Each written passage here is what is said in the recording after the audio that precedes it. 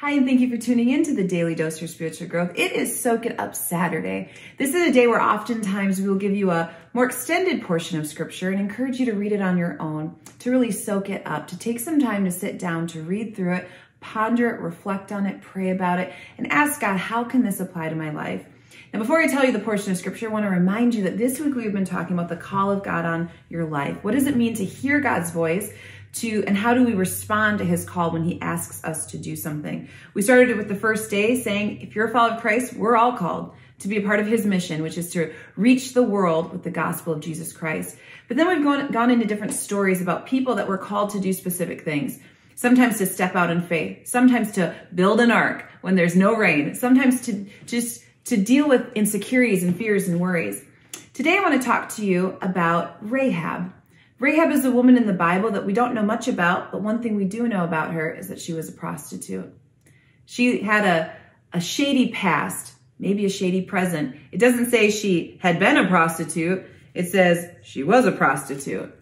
Sometimes we feel like we're disqualified from the mission of God because of maybe sin in our life or struggles that we face or the family background that we come from or lack of education or lack of confidence.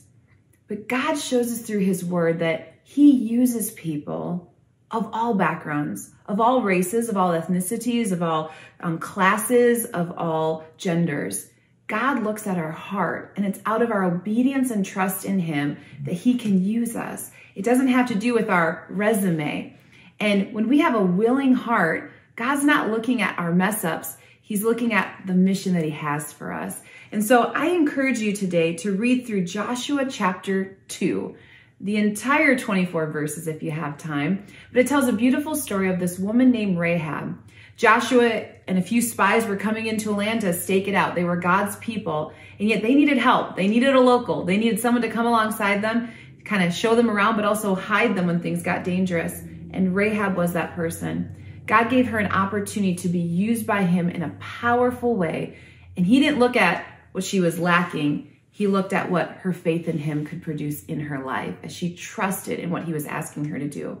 Something so cool about Rahab is that you also hear her name again in Hebrews chapter 11, which is often called the Hall of Faith. It's where the greats of the Bible, the great men and women of faith are listed and given honor for their acts of faith. And Rahab is listed right amongst the others as a woman of faith who did an incredible thing for God. If we allow our own limitations, what we view as what disqualifies us to keep us from doing what God has called us to do, what good is that? God has called you.